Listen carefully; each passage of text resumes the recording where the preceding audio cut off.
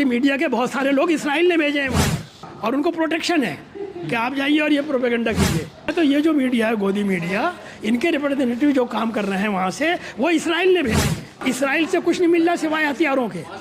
और जो हमारा जो फॉरेन एक्सचेंज है तो अरब कंट्रीज से आ रहा है सारा, इसमें कोई शक नहीं है। प्राइम मिनिस्टर प्रचारक है RSS के।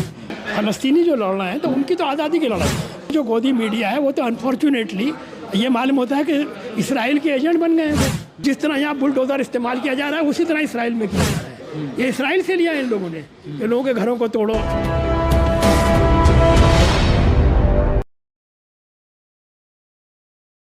असल बात यह है कि आज़ादी की लड़ाई इसलिए है कि जहाँ पर आज इसराइल है तो उससे पहले वो सब फ़लस्तीन था। तो असल में जो इसराइल स्थापित किया गया है तो वो फ़लस्तीन के अंदर स्थापित किया गया है। जो UN का रेजोल्यूशन था जिस वक्त ये बनाया गया 1948 के अंदर, तो उसमें यह था कि 2 स्टेट्स बनेंगी, एक तो बनेगी इसराइल और दूसरे पैलेस्टाइन।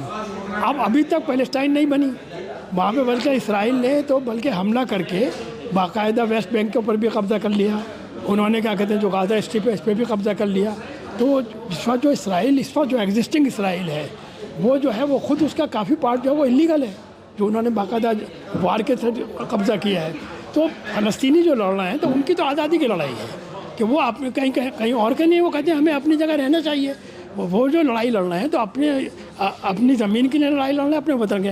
आज रिफ्यूजीज़ हैं तमाम, सीरिया के अंदर आप जाइए वहाँ फ़लस्तीन के रिफ्यूजीज़ हैं, आप मिस्र में चले जाइए वहाँ रिफ्यूजीज़ हैं, लबनान में चले जाइए। तो असल में तो जो फ़लस्तीनी लोग हैं उनको घर से निकाल दिया गया है।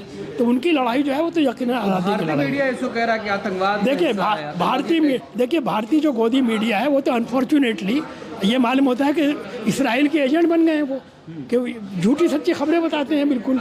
और उस तरीके से जो वो कह रहे हैं कि आतंकवाद जिसे कह रहे हैं वो, आप ये बताइए कि रोज़ाना आप भी देख रहे होंगे कि रोज़ाना पिछले 3-4 महीने से ये हो रहा था कि एक इसराइली एक फ़लस्तीनी को गोली मार दी, 2 फ़लस्तीनियों को गोली मार दी, 3 फ़लस्तीनियों को गोली मार दी। तो रोज़ाना वो उनको गोली मार रहे थे उन्हीं के घरों के अंदर। तो ये आतंकवाद नहीं था।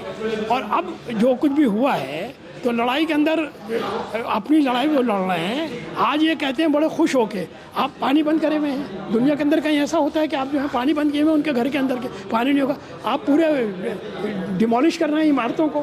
फ़र्ज़ कीजिए एक आदमी, एक बात कहता हूँ कि फ़र्ज़ कीजिए एक लड़का जो है किसी फैमिली में ख़राब हो जाता है तो आप उसका पूरा घर ढा देंगे। देयर इज़ सिमिलैरिटी जो कुछ यहाँ पर हिंदुस्तान के अंदर हो रहा है, क्या कहते हैं योगी जो कर रहे हैं, और जिस तरह यहाँ बुलडोजर इस्तेमाल किया जा रहा है उसी तरह इसराइल में किया जा रहा है। ये इसराइल से लिया है इन लोगों ने, ये लोगों के घरों को तोड़ो। जो कुछ आप देख रहे हैं जो कुछ भी वहाँ हो रहा है, और इनको कोई इसमें शर्म नहीं आती कि इसके अंदर लोगों को, अस्पतालों को कह रहे हैं कि सारे अस्पतालों में बम्बार्टमेंट कर रहे हैं।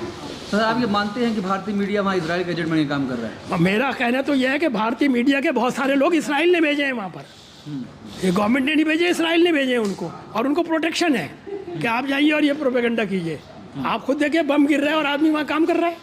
तो ये अगर देखा जाए तो ये जो मीडिया है, गोदी मीडिया, इनके रिप्रेजेंटेटिव जो काम कर रहे हैं वहाँ से, वो इसराइल ने भेजे हैं अपने प्रोपेगेंडे के लिए, और इसीलिए वो सब वन साइडेड बता रहे हैं वो।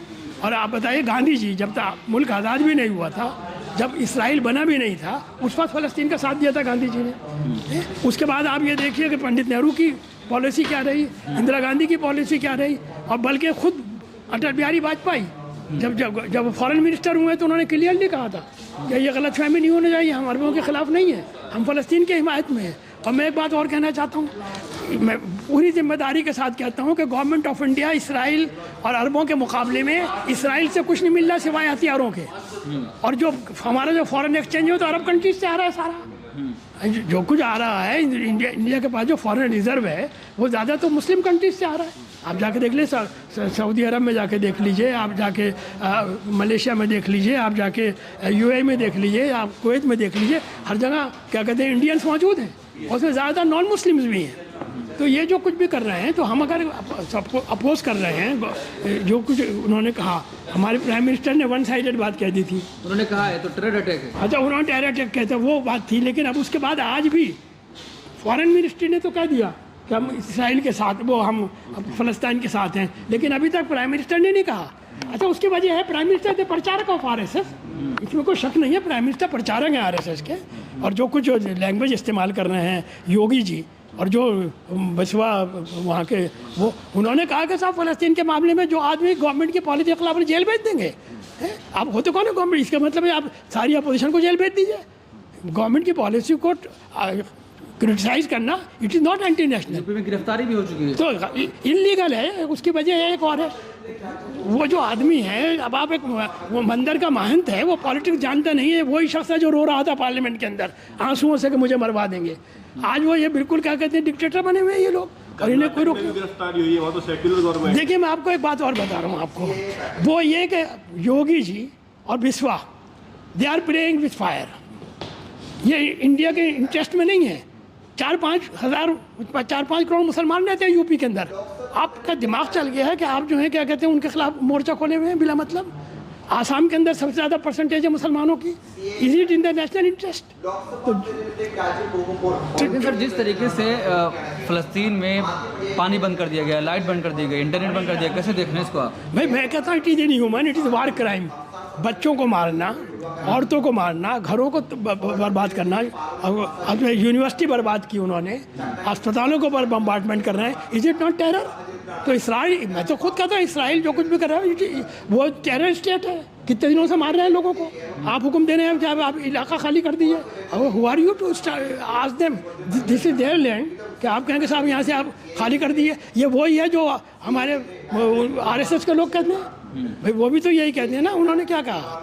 सर इजराइल की जो कार्रवाई है उस पर यहाँ भारत में सेलिब्रेशन हो रहा है। लोग इजराइल के समर्थन में ट्रेंड चला रहे हैं। अभी जो क्रिकेट मैच चल रहा है उसमें पोस्टर घुमा रहे हैं कि इंडिया विद इजराइल। इसे कैसे देखें? मैं तो खुद ये कह रहा हूँ कि इंडिया को जो है फ़लस्तीन का साथ देना चाहिए, और इसराइल अगर स्टेट है तो उसको अगर आप इस जंग के अंदर आप पार्टी बनते हैं बाकायदा, तो उसे भी तो कंडम करना चाहिए। जैसे उन्होंने ये कहा कि साहब हमास को कंडम किया उन्होंने, प्राइम मिनिस्टर ने, तो आज जो इसराइल कर रहा है इसे कंडम नहीं करते आप?